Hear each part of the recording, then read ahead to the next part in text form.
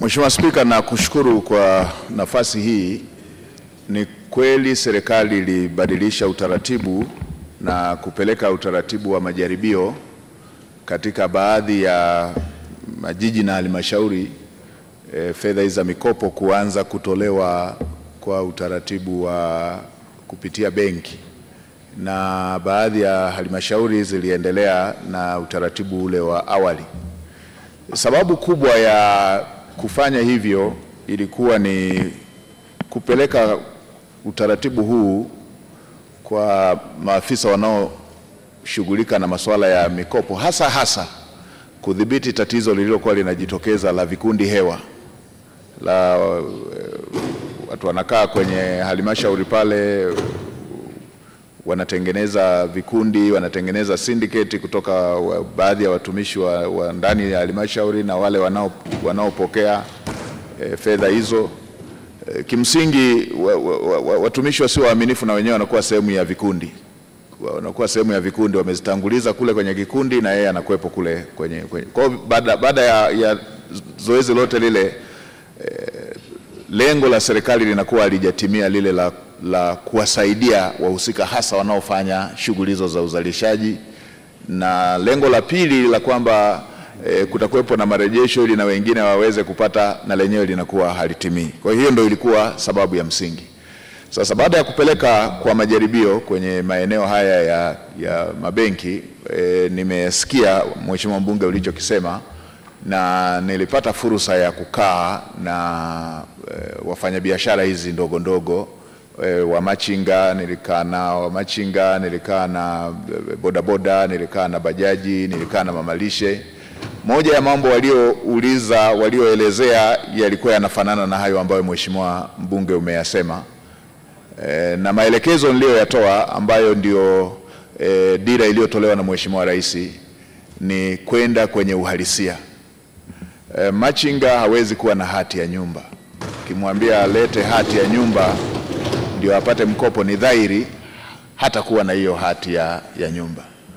Na maeneo mengine walielezea kwamba wanatakiwa watoe dhamana, barua ya udhamini wa watumishi walioko serikalini, na yenyewe machinga, mabodaboda, ukimwambia anze kuhangaika kutafuta mtumishi aliyeko serikalini ya mdhamini, na lenyewe ni tatizo lingine. Kwa maelekezo nilitoa, waondoe hayo masharti yanayokwamisha walengwa hawa kuweza kupata manufaa ya fedha hizo ambazo Mheshimiwa Rais amekusudia ziweze kuwafikia. Tulikubaliana na mabenki walikuwepo pale kwamba hayo masharti ya hati ya nyumba, hayo masharti ya barua ya udhamini kwa wale ambao wanatambulika hayatakuwepo. Labda Mheshimiwa Spika, nitumie tu bunge lako tukufu kuweka wazi eneo moja. Kwa yule ambaye hana kitambulisho cha taifa ndiye anayetakiwa utambuzi.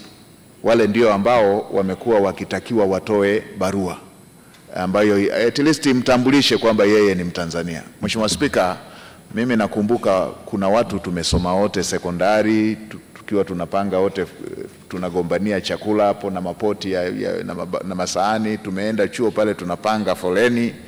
Baada ya miaka kadhaa tumeona wanashika nafasi katika nchi za jirani kule, wamesoma kwa kodi za Watanzania, wameziba nafasi za Watanzania.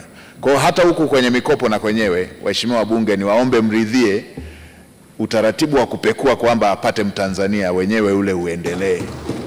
Lakini kwa wale ambao wana vitambulisho vya taifa hawataulizwa hati wala hawataulizwa barua ya mtumishi yeyote anayetoka serikalini. Na Mheshimiwa Rais Daktari Samia Suluhu Hassan anamaanisha kwenye jambo hili la kuwawezesha vijana wa Kitanzania, wanawake wa Tanzania, ndugu zetu wenye kutoka makundi maalum. Ndio maana mbali na zile 442 kaongeza bilioni 200 ndani ya siku 100 baada ya kuchaguliwa kwake, ili kuongeza wigo wa vijana hawa kuweza kupata huduma hiyo, na tayari ameshatoa maelekezo pia katika bajeti hii inayoandaliwa itafuta utaratibu wa kuiongeza 5% nyingine ya kujenga miundombinu ya kufanyia watakakofanyia biashara hizo, kujenga miundombinu ikiwemo masoko nadhifu yenye hadhi ya utu, kina mama na vijana waweze kufanyia biashara katika maeneo ambayo ni nadhifu. Kwa hiyo hili na lenyewe serikali tunaendelea kujiandaa nalo, na 5% hii itatumika hata katika baadhi ya maeneo ambako aidha wamachinga ama wengine wenye kina mamalisha ama wengine ambao wanakosa maeneo ya kufanyia biashara, yatatumika hata kutoa fidia ili machinga wafanyie biashara katika eneo ambalo watapata wateja, mamalisha wafanyie biashara katika eneo ambalo watapata wateja.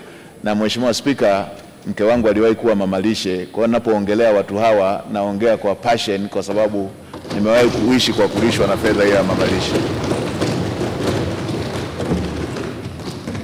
Mheshimiwa Waziri Mkuu, kwanza nikushukuru sana, na hasa kwa hili swala la mwisho ambalo lilikuwa lina utata sana na wakurugenzi kwa hawana kauli ya serikali. Kwa tamko lako leo, hili ni agizo la serikali na lizingatiwe na lifuatwe ili kuhakikisha wananchi hasa wa kipato cha chini wapate hizi pesa za Mheshimiwa Rais. Leo Mheshimiwa Waziri Mkuu, tuna vijana wanafanya biashara za online. Online haihitaji ofisi, online haihitaji chumba, inahitaji uaminifu tu. Bodaboda sasa hazisubiri abiria, zinafanya delivery. Hawa wote wanahitaji mchango huu wa Mheshimiwa Rais ili na wao wawe sehemu ya tena. Nakushukuru sana Mheshimiwa Waziri Mkuu, asante sana kwa majibu sahihi na nakupongeza sana.